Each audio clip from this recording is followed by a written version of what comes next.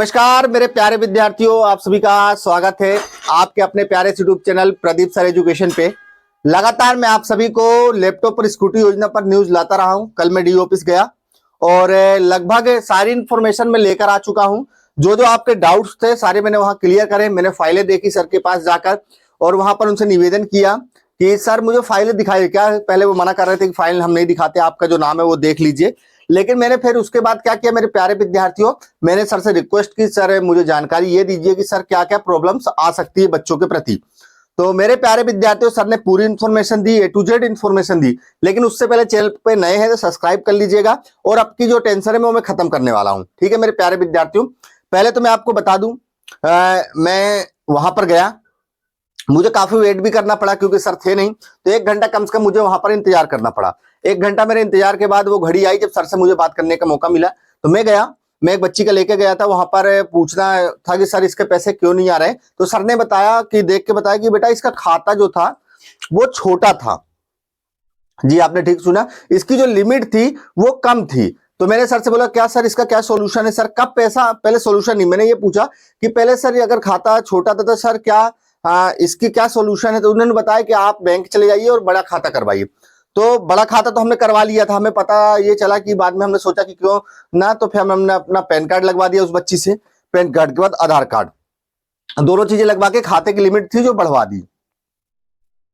ठीक है, अब उसके बाद क्या हुआ मेरे प्यारे विद्यार्थियों, मेरे दिमाग में ये आया सर कि इसका पैसा कब आया था, कब ट्रांसफर किया गया था। तो सर ने बताया कि इसको देख लीजिए आप, और इसको देखने के बाद आप ये देख लीजिए। तो मैंने देखा कि उसका पैसा जो 18 फरवरी को ट्रांसफर किया गया था, लेकिन लिमिट छोटी होने की वजह से क्या हुआ, उसका ट्रांजैक्शन फेल हो गया। 18 फरवरी से आज देख लीजिए 1 महीने से ऊपर हो गया, कोई भी इंफॉर्मेशन स्कूल वाले ने नहीं ली है। ये चीज देखिए, स्कूल वालों को मैं पूरी इंफॉर्मेशन देता हूं वहां पर क्या कहा गया। ठीक है, पहले तो मैं देखा कि 18 फरवरी को पैसा ट्रांसफर किया गया था, छोटी लिमिट के खाते के कारण वो पैसा ट्रांसफर नहीं हुआ, इसलिए बच्ची का 1 महीने से पैसा अटका हुआ था। अब वो बच्ची गई क्यों नहीं मेरे पास, तो बाद में आई है। मैं पहले स्कूल गई, उस बच्ची ने बोला सर मेरा पैसा नहीं आया। तो स्कूल वाले 2-4 दिन बोले कि हाँ हम पता कर रहे हैं, पता कर रहे हैं। फिर 1 हफ्ते बाद स्कूल वाले ने पता क्या बताया, वहां पर ये बता दिया कि हम वहां पर गए थे तो आपको बोल दिया गया कि हाँ आपका पैसा 2-4-10 दिन में आ जाएगा। ये वहां पर बच्ची को बोल दिया गया। अब जब उस बच्ची को बता दिया गया कि इस चीज को लेकर कि आपका पैसा 2-4 दिन में आ जाएगा, तो भाई असमंजस की स्थिति बन गई। भाई बच्ची ने सोचा कि सर ने ही बोला है। लेकिन जब मैं वहां पर गया और उस बच्ची के नाम को चेक करवाया तो वहां पर यह बताया गया कि इस बच्ची के लिए इंक्वायरी अभी तक कोई भी करना नहीं आया। क्योंकि इंक्वायरी जब करने आते थे तो वहां पर एक बिंदी लगा लिया जाता था कि कोई आया था इस बच्ची की इंक्वायरी करने या इस बच्चे की इंक्वायरी करने इस स्कूटी योजना के तहत और लैपटॉप के तहत। तो वहां पर उस बच्ची के सामने कुछ नहीं लगा। मतलब उस बच्ची के लिए स्कूल के जो सर थे, मैं नहीं कहता कि जो था, लेकिन स्कूल के सर ने क्या है वहां पर यह बता दिया कि बिल्कुल आप चले जाइए, आपका 10 दिन में पैसा आ जाएगा। मतलब बच्चे से वहां झूठ बोल दिया गया। अगर ये होता वहां पर, अगर टीचर्स गए होते तो टीचर्स को 18 तारीख को पैसा आना था। 18 को उनके स्कूल में 2 बच्चों को पैसा आना था, तो एक का ट्रांसफर 18 को हो गया था, एक का रुक गया। तो सर ने ऐसा झूठ बोल दिया। अब बच्ची तो यही सोचे कि भाई जिसका पैसा आना सर ने बोला है इसलिए हम इंतजार करते हैं, नहीं तो उसका पैसा तो पहले ही आ जाता। आज से 20 दिन पहले आया था, 18 को था, 2-4 दिन में इंक्वायरी कर लेते हम लोग जाके, और इंक्वायरी करने के बाद उसका पैसा आ जाता। लेकिन सर ने वहां पर क्या किया, झूठ बोल दिया।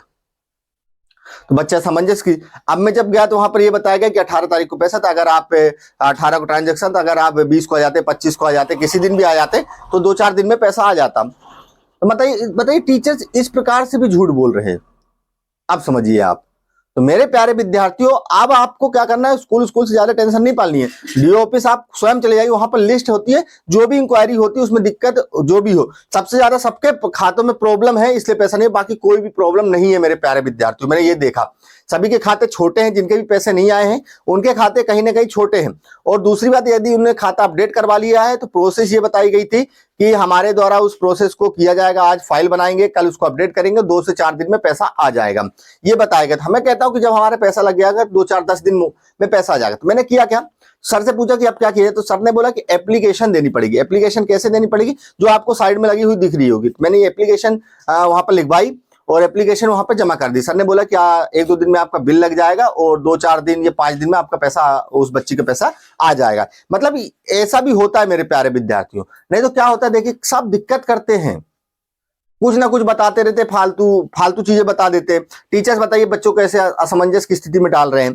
तो मैं वहां पे गया, बकायदा उस बच्ची के सब सबमिट करवा दिए, उसका पैसा आ जाएगा, जैसे ही आएगा तो मुझे बताएगी। तो आप लोग डायरेक्ट डी ऑफिस में संपर्क करिए, अपनी फाइल देखिए, वहां पर लिस्ट है कि आपके खाते में क्या प्रॉब्लम, मतलब आपके उसमें क्या प्रॉब्लम आ रही है जिसकी वजह से आपका पैसा रुका हुआ है, तो उसको क्लियर कर दीजिए, आपका पैसा आ जाएगा मेरे प्यारे विद्यार्थियों। बाकी कोई दिक्कत नहीं लेना मेरे प्यारे विद्यार्थियों। टीचर्स अब ऐसे भी हो गए हैं जो सिर्फ हाँ और नहीं बोल देते हैं। बच्चे के 1 महीने से पैसा रुका हुआ था, अगर टीचर्स ने बोला होता तो निश्चित तौर पर उसका पहले पैसा आ चुका होता, वो बच्ची इतनी परेशान ना होती मेरे बदौलत। तो मैं उनको, अगर भाई मैं इतनी मेहनत कर देता उस बच्ची के लिए कि उसका पैसा अभी तक आ चुका होता।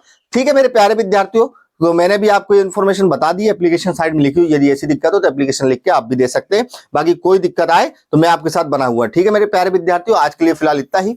जय हिंद, जय भारत, जय वंदे मातरम। कोई भी नई इन्फॉर्मेशन आएगी मैं तुरंत आप सभी के लिए लेकर हाजिर हो जाऊंगा। जय हिंद, जय श्री राम।